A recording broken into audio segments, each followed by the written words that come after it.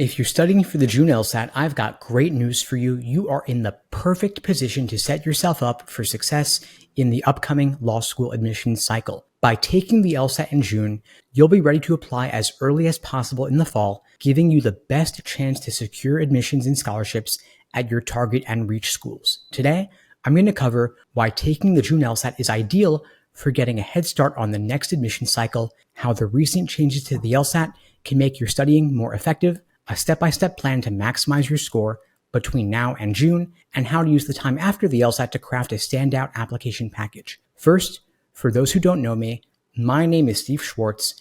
I've been teaching the LSAT since 2005, and I personally increased my own LSAT score from a 152 to a 175. Now, timing is everything in law school admissions, and taking the June LSAT puts you in a perfect position for several reasons.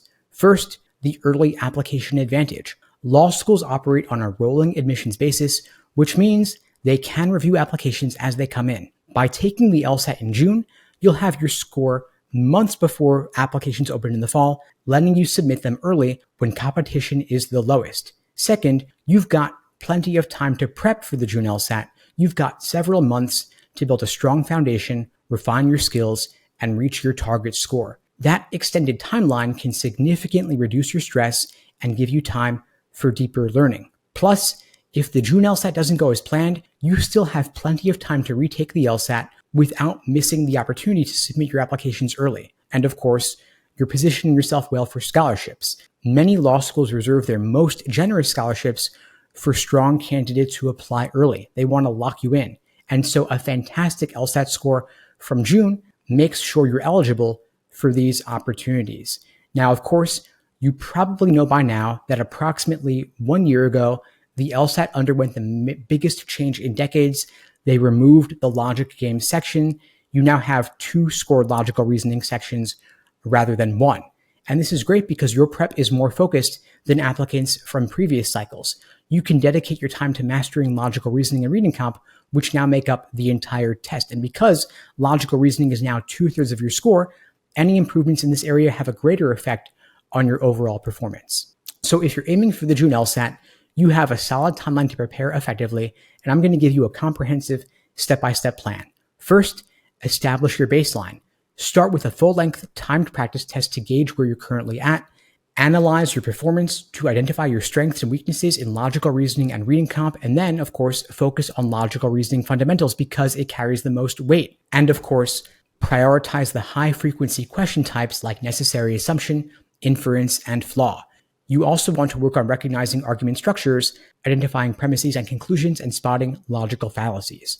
Of course, we don't want to neglect reading comp either, so you want to build your skills there by practicing active reading.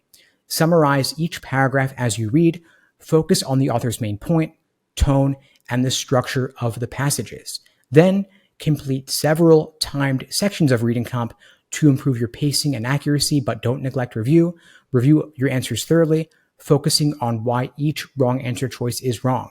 Then you want to develop your test-taking stamina because it's not just about getting the questions right. You've got to get them right under test day conditions.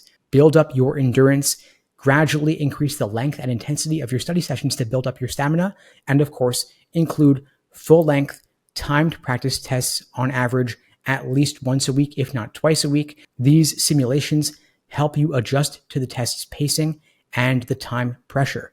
Of course, don't neglect review and refining your approach.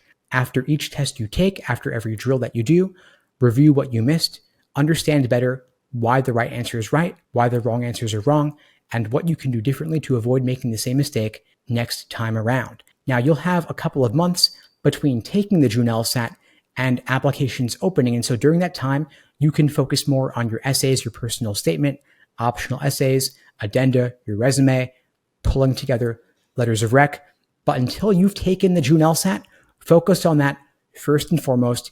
You'll still have 2 to 3 months to work on everything else. And of course, as I mentioned, the June LSAT positions you perfectly to take full advantage of the fall application season.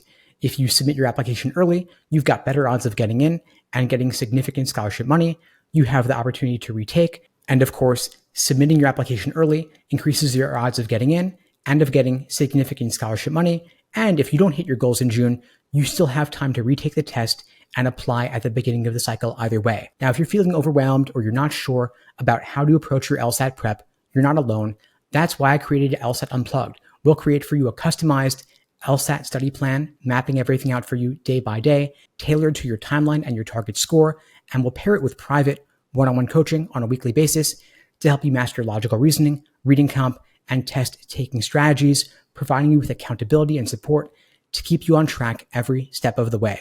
If you'd like to find out more, you could check out the links below to book a call with me and my team. We'd be glad to help you out in reaching your LSAT goals and preparing you for an incredible admissions cycle. This is your chance to take control of the upcoming cycle. With the right approach and a clear plan, you can achieve a competitive LSAT score, ideally 170 plus, positioning yourself for success. In the meantime, I wish you all the best and take care.